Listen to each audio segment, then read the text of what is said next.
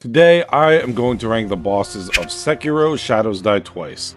Just a warning, Sekiro is a game I consider kinda perfect. I am going to be extremely complimentary of almost all of these bosses, so if you do want a balanced critique of the game, you're probably not going to find that here because I truly love Sekiro. Not every single boss is good though, the bottom three are awful, so let's bang them out quick, starting with dead last.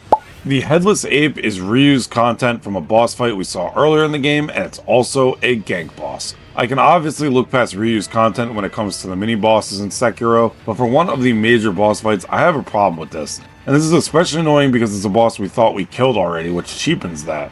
Anyway, how the fight actually plays out is very annoying. You're in a wide open area, so you can't use it to help you separate the two apes like you can with other gank boss fights you've seen across Soulsborne games. I spent most of my time in this fight running for my goddamn life until the Headless Ape does a scream attack, so I can keep dragging the other ape further away. It all plays terribly, and I can't think of any redeeming qualities here. Get your puzzles out of my video game. I play video games to have fun and not do homework like this. I placed the folding screen monkeys ahead of the Headless Ape because you're not going to beat your head against the wall dying over and over. It's not rage inducing, it's just boring. Like, look at this. This looks like Subway Surfers footage, like I'm trying to hold your attention while I talk in the corner of the screen or something. Yeah, let's just move on. This boss sucks. Next up for the bad bosses is the Demon of Hatred. If you think the reason I have Demon of Hatred ranked this low is a skill issue, you are absolutely right. I'm not going for an objective ranking here. These are just my opinions, and the Demon of Hatred and Headless Ape are the only Sekiro bosses that break the cardinal sin of Souls games for me. Insane difficulty while not being any fun at all. I wish I could like the Demon of Hatred like a lot of you guys. Unfortunately, I just can't. Oh, and real quick, have you heard this one, guys? The Demon of Hatred plays like a Dark Souls boss, not a Sekiro one. Bet you never heard that one. Guys, just stop saying this. Like, we've all heard it before. You're not the first person to ever say this. Anyway, let's move on. The Corrupted Monk is a pretty fun boss fight, but it's also a worse version of a better boss, the True Corrupted Monk. You can't really call this reused content since it comes first, but it would rank much higher if the True Corrupted Monk didn't exist. This is kinda hard to talk about without talking about the real fight, so let's just place the inferior version here and call it a day. Like I said, this one's not that bad, but we're gonna stop speedrunning these bosses as we get into our next boss.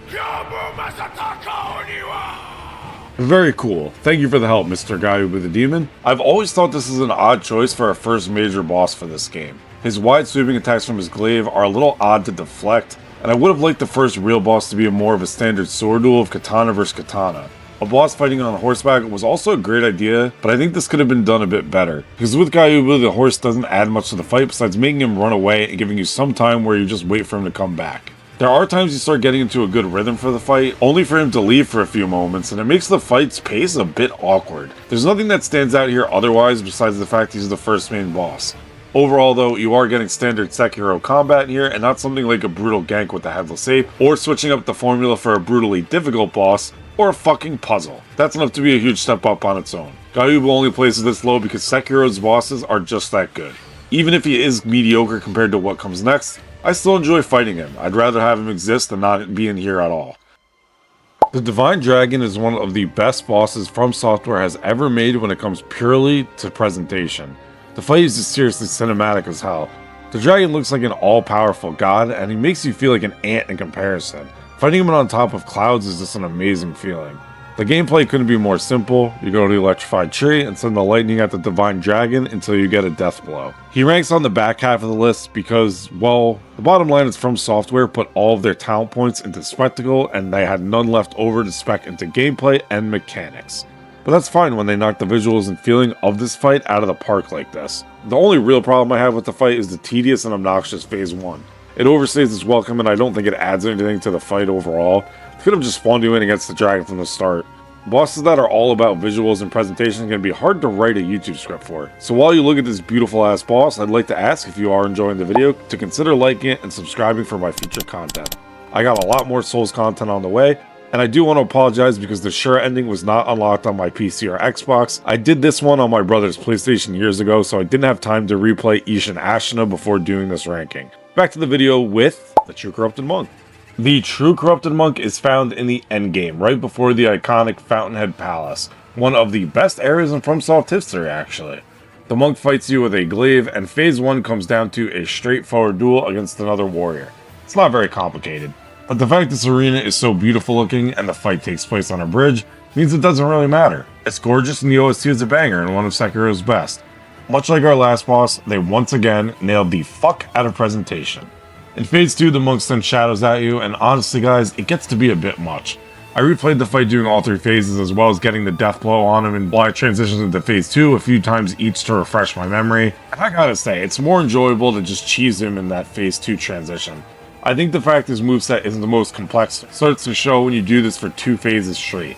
The only change is the shadows that if you stay on the ground, they just last way too long, and if you go in the branches, you just kind of chill for a bit. It's just odd. Nevertheless, the battle crescendos in Phase 3 when the centipede comes out. The terror attack is a nice addition to the fight and gives you something else to worry about. So while the True Corrupted Monk can be overly long if you play all 3 phases, it's still good, but I like that they give you the choice of a shorter fight with that death blow. The True Corrupted Monk nails presentation again and is a solid, straightforward fight. No hate to Gaiobo, but Lady Butterfly feels like the true first boss. I don't hate him, but when I heard From Software was going to be making a game taking place in Japan, this is exactly the kind of fight I was hoping for. A ninja woman doing anime-ass flips and jumps around the arena while her blades clash against my katana. This is what I signed up for. Genichiro gets all the shine as the boss that teaches you the mechanics of the game, but Lady Butterfly does this excellently as well. She teaches you to force your rhythm on a boss and to stay aggressive without mashing attack mindlessly. Because if you do mash attack mindlessly, she will crush you between her elderly thighs, which, yeah, it is extremely hot. It's also teaching you not to attack with no thought behind it. It's cool when she's jumping around the arena, it's great, and I love the burning arena as well. My one criticism is that I don't like her phase transition when she summons a bunch of shades that attack you. I typically just run in circles until they disappear, and that doesn't make for very fun gameplay. Lady Butterfly is a great teacher for beginners, and her difficulty holds up extremely well on replays. She's a great early game boss, ranking her here on the list. The Guardian Ape is terrifying. Like, this guy freaks me out. Maybe it's because an enormous angry gorilla is more realistic than something like a fire-breathing dragon? Not exactly sure, but anyways, I love the Guardian Ape, and I think it's because of how different he feels than a lot of other bosses in Sekiro. The ape just attacks you with a reckless abandon like a goddamn lunatic. I'm always on the back foot here instead of pressing the attack forward like you do in other fights in this game. Also, to start out, you aren't pairing another weapon like a sword or something like that like most encounters in the game, which, this might just be me, but pairing his fist feels very unnatural. It always makes my dumbass want to go back to dodging like I would fighting a giant beast type enemy in another Souls game. And like I said, these are all good things. It all comes together well while giving the Guardian Ape his own identity as a boss, and of course, we have one of the craziest Miyazaki trolls of all time.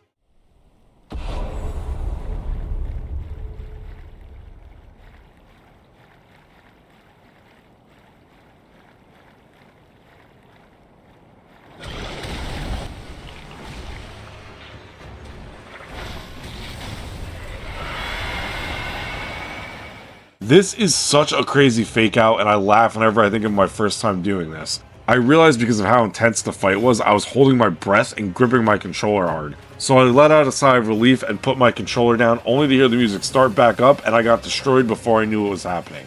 And as for Phase 2, it's a bit of a step down overall, but it's still fun. The Guardian Ape now has a sword that is much easier to deflect for me than his fist, as well as leaving himself wide open after many of his attacks, such as his dive across the ground. The only issue is the terror attack, but that's also because I never used prosthetics. I know most people use like the umbrella or something, but Phase 2 is easier and also a lot slower paced, but overall I love the Guardian Ape. The Great Shinobi Owl is an amazing boss right off the bat because I can roleplay beating up my father, who is almost as big an asshole as the Great Shinobi Owl. This guy fights dirty, really dirty. Let's list these off. He has ninja stars he can throw, he can Miku counter your stabs, he has smoke bombs, firecrackers he explodes, he can stop you from healing, and hilariously will even fake giving up at the end of Phase 1. Wait, please. It warmed my heart, Wolf, to see how you grow. Makes sense. He taught you how to do all the stuff that you do as a shinobi. Owl really is the one guy in Sekiro who is actually evil, so I just love killing him. I'm hesitant to break this down further because we fight him twice, and Owl Father is the first fight of 3 that will make my boss fight Hall of Fame as some of the greatest boss fight in Souls history. These are the ones that are currently there, as you can see on screen now, and this is the first game to have 3 bosses make it. But as for Father Owl, Owl Father is younger here. He is much faster and more aggressive. He flies around the arena at a much quicker pace, and this is as good as it gets. His health bar is crazy and his posture regenerates extremely quickly, all while he puts out obscene damage. There's a lot less shinobi tricks in his arsenal this time, which means this comes to Sekiro at its best, a good old-fashioned sword fight. I say all the time, I'm not an expert in game design, so I'm not sure exactly why this is, and I could be way off base, but what makes Father Al so insanely good to me is he just feels so unpredictable with his attacks, and this is a fight that I can replay over and over. Each encounter with Al Father feels different than the last time we fought him. He is spectacular, and any of these last 3 bosses have an argument for number 1. He will risk his life to take me home. For he is my shinobi.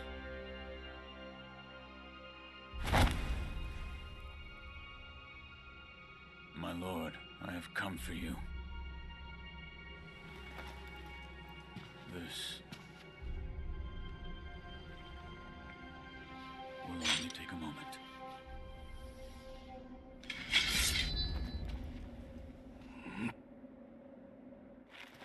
Let's see. For as long as you are alive, the dragon's blood can never be mine. Genichiro Ashina has every bit of the feeling of the best final bosses across gaming, and yet he's only the skill check, and the best design skill check I've ever seen in a game. More on that in a second, but let me let you in on a secret. The most important factor for a YouTube's video success is audience retention, and I just absolutely fucking plummeted mine from showing you that cutscene, but it's worth it. I cannot state how hyped I got the first time I saw it. This is the man who cut my arm off and left me face down in the dirt humiliated, and I'm already seeing him again now? When Kuro said he will risk his life to bring me home and Wolf enters, I fist pumped so hard the first time seeing that, just not even realizing unconsciously. I got so jacked up I felt like I was about to get in a real life fight. If you're like me, Genichiro is going to kill you. A lot. Over and over. If you didn't learn the game yet, well, get ready to start. You simply will not pass Genichiro if you can't learn how to deflect. Things like his bow attack teaching you to stay aggressive, and in this face is just one of many great examples of how this is the perfect teacher for this game. This game is old enough now that these days it's been talked about a lot, how he is the ultimate skill check boss that teaches you the game's fundamentals. Instead of telling you what you probably have heard from other people smarter than me, I'll say this. There was no parry-focused games like this until Sekiro. It's the game that started this whole trend. So it was so important that they taught you deflecting and the things that came with this new style of gameplay, and they couldn't have taught you any better than they did with Genichiro. It does make him a cakewalk once you know the fight, but that's what Inner Genichiro is for, where he does hold up in difficulty and is more aggressive and has a Sekiro dance as well. So I'm including that here. If that's cheating, well, it's on my list. I make the rules. Make your own video.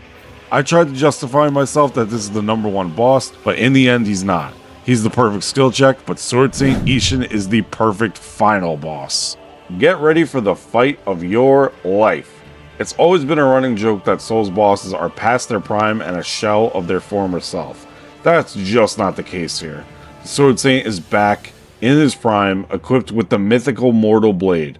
Oh yeah, and a Glock. What hasn't already been said about Ishin at this point? I judge bosses primarily on presentation, challenge, and gameplay. The arena is beautiful, his OST is the best in the game, he's the hardest boss in the game while remaining totally learnable and fair, and his moveset is one of the most fun to fight of all time in any game. Sword Saint Ishin is the best boss in Sekiro and one of the greatest bosses of all time, no questions asked. Sekiro and Elden Ring are the 2 games I would consider perfect 10 out of 10s that From Software have made. My Elden Ring boss ranking is on the screen now. Love you guys. See you in the next one. Yo, dude, why are you still here? Click the Elden Ring. Go click it. Click it. Come on, man. Click it.